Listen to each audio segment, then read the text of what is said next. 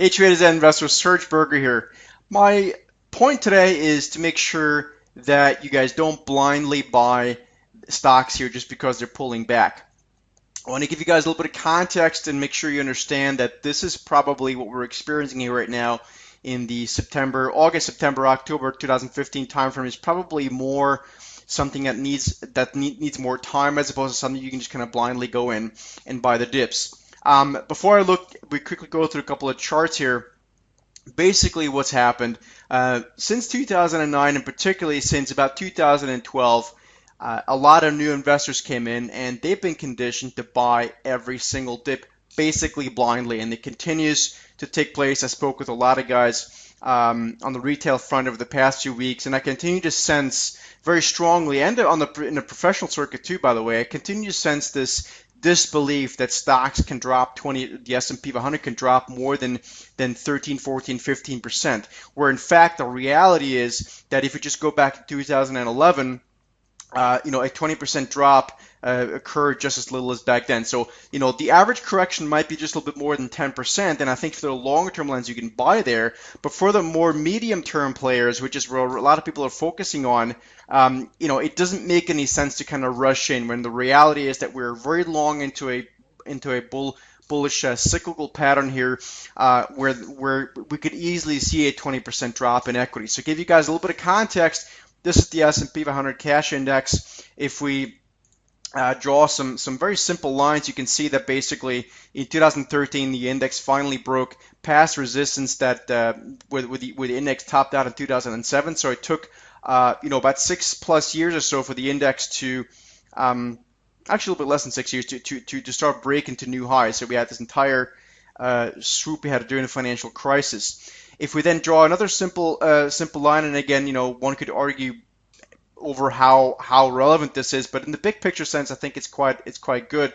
You can see we have this area that's starting to build here between 1600, give or take 30-40 points at that level.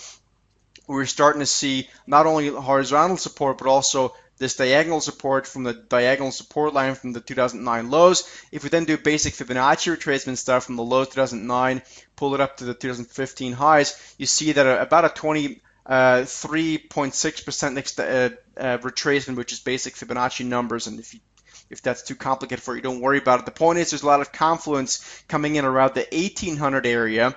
And then below that, you really don't have a whole lot of supports until about 16 to 1650, right? I actually think the index might find support above there, maybe 1800, maybe a little bit below there, like 1750. But in the bigger sense, real good support would be closer to 1600 to 1650, somewhere in that area. So that's kind of the big picture. Now let's look at a little bit closer up on the S&P 500. Again, want to make sure you guys understand.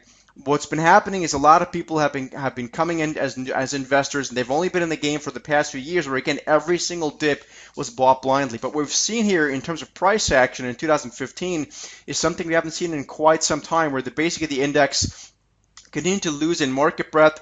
It was just by the time we reached the early August, just a couple legs left on that table, and finally when that got taken out, the market managed to cave. So what we've seen now is the market materially break below its 200-day moving average, this red line here. Again, just don't use it as definite stops or price targets, these moving average. Use them as bigger picture reference areas. And you can see the price action since it's basically been one of consolidation into the FOMC meeting last week. And sure enough, once that meeting was over, stocks rallied. They liked the news for about 45 minutes, and then it started selling off. So what we're seeing so far is continuation to the downside. So what I'm seeing is a lot of guys come in and try to, do all sorts of bullish ideas on the S&P 500 here. The reality is that may work out, but the structure of the market has changed, at least I think for another few weeks, maybe for another few months. It's, and then we'll have to revalue it beyond that because it gets trickier. But the point is, don't blindly buy the S&P here, or any stock for that matter. Make sure you give it some time and until things settle down, and then go in and dabble again alongside. I hope that makes sense, guys. Please like the video, subscribe to my channel, and I'll see you in the next video.